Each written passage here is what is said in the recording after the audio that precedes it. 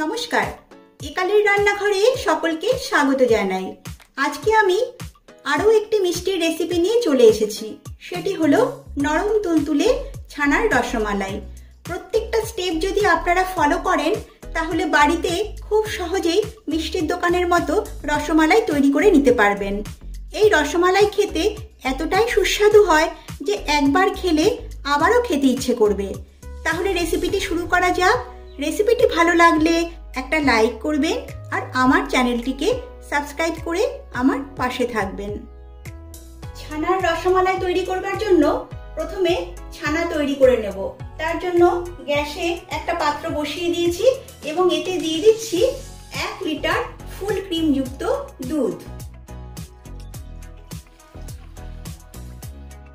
এখন এই দুধটা ফুটে ওঠার জন্য ওয়েট করছি। দুধ ফুটে উঠেছে, এবারে দুধটা আরেকটু ফুটিয়ে নিচ্ছি। দুধ ফুটিয়ে নিয়েছি, এবারে গ্যাসের ফ্লেম অফ করে দিচ্ছি। আজ আমি লেবুর রস দিয়ে ছানা তৈরি করে নেব। আপনারা চাইলে টক দই বা ভিনিগার দিয়েও দুধটা কাটিয়ে নিতে পারেন। এবারে এই লেবুর রস অল্প অল্প করে দিচ্ছি আর এই দুধটাকে আলতো হাতে নেড়ে নিচ্ছি।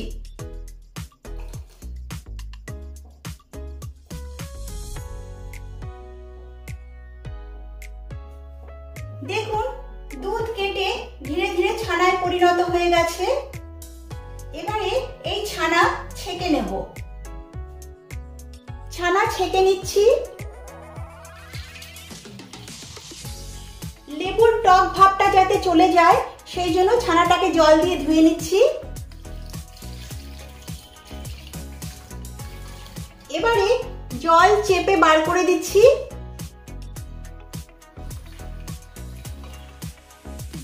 ছানা একটা থালায় নিয়ে নিচ্ছি। ছানাটাকে ভেঙে নিচ্ছি। এবারে হাতের তালুর সাহায্যে ছানাগুলোকে ভালোভাবে চেপে চেপে মেখে নিচ্ছি। এই কাজটা একটু সময় নিয়ে করতে হবে।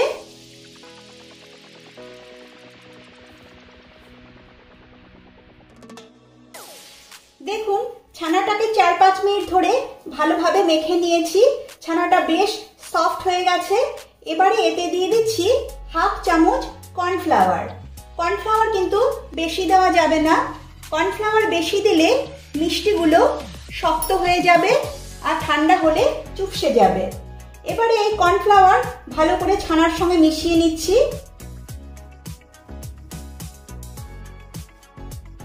ছানা ভালো করে মেখে নিয়েছি।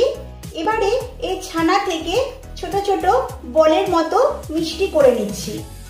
প্রথমে ছোট ছোট লেচি করে নিচ্ছি।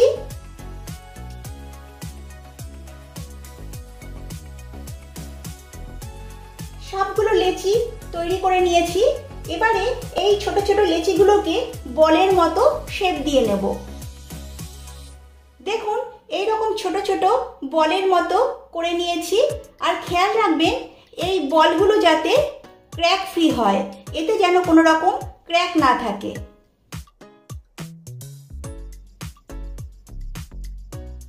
এইভাবে সবগুলো মিষ্টি আমি বলের মতো শেপ দিয়ে নিচ্ছি।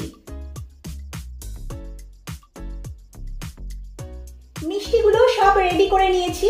এবারে যাচ্ছি পরবর্তী স্টেপে। এবারে চিনির শিরা বানিয়ে নেব।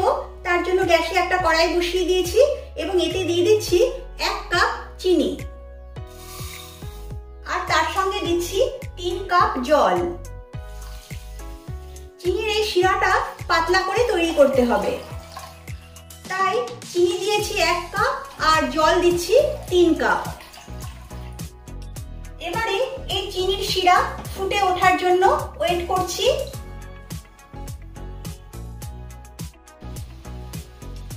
দেখুন, চিনির শিরা ভালোভাবে ফুটে উঠেছে। এবারে এতে দিয়ে দিচ্ছি তৈরি করে রাখা মিষ্টিগুলো।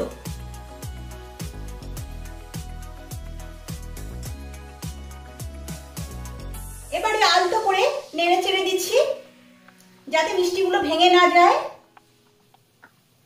এবারে গ্যাসের ফ্লেম হাই করে 10 মিনিটের জন্য ঢাকা চাপা দিয়ে এই মিষ্টিগুলোকে শিরার সঙ্গে ফুটিয়ে নেব। 10 মিনিট হয়ে গেছে, এবার ঢাকনা তুলে নিচ্ছি। দেখুন মিষ্টিগুলো 10 মিনিট ধরে আমি ভালো করে সেদ্ধ করে নিয়েছি, আর মিষ্টিগুলোর যা সাইজ ছিল তা ফুলে ডাবল সাইজ হয়ে গেছে। এবারে আমি গ্যাসের ফ্লেম অফ করে দিচ্ছি আর এই মিষ্টিগুলোকে চিনির শিরা থেকে আলাদা করে নিচ্ছি। একটি স্ট্রেনারের ওপর আমি এই মিষ্টিগুলো নিয়ে নিচ্ছি। এবারে যাচ্ছি নেক্সট স্টেপে। এবারে মালাই বানিয়ে নেব। তার জন্য গ্যাসে একটা প্যান বসিয়ে তাতে দিয়ে দিচ্ছি 500 মিলিলিটার ফুল ক্রিম যুক্ত দুধ। এখন এই দুধটাকে ফুটিয়ে নেব। দুধ ফুটে উঠেছে, এবারে এই দুধটাকে ঘন করবার জন্য দিয়ে দিচ্ছি 3 টেবিল চামচ মিল্ক পাউডার। মিল্ক পাউডার দিলে দুধটা তাড়াতাড়ি ঘন হয়ে যাবে। এবারে এই মিল্ক পাউডার দুধের সঙ্গে ভালো করে মিশিয়ে নিচ্ছি। মিল্ক পাউডার দুধের সঙ্গে ভালোভাবে মিশে গেছে। এবারে এতে দিয়ে দিচ্ছি হাফ কাপ চিনি। চিনিটা অবশ্যই আপনারা আপনাদের স্বাদ অনুযায়ী দেবেন। যেহেতু আমি মিল্ক পাউডার দিয়েছি সেই জন্য চিনির পরিমাণটা আমি একটু কম দিয়েছি। তবে আপনারা যে যেমন মিষ্টি পছন্দ করেন সেটা বুঝে আপনারা চিনি অ্যাড করবেন। এবারে এতে দিচ্ছি সামান্য পরিমাণ কেশর। কেশর অপশনাল, আপনারা যদি না চান এটা আপনারা নাও দিতে পারেন। তবে কেশর দিলে রং আর গন্ধ দুটোই খুব ভালো হয়।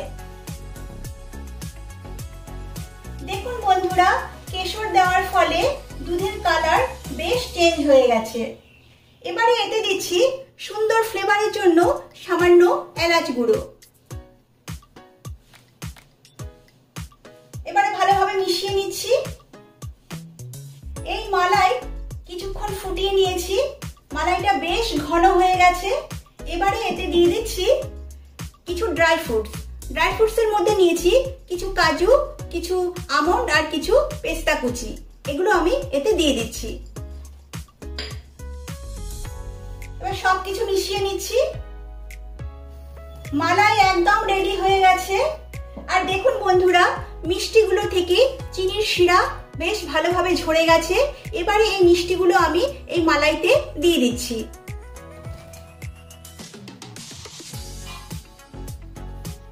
মিষ্টি মালাইতে দেওয়ার পরে ঢাকা চাপা দিয়ে আরো 3-4 মিনিট আমি এই মিষ্টিগুলোকে মালাইয়ের সঙ্গে ফুটিয়ে নেব।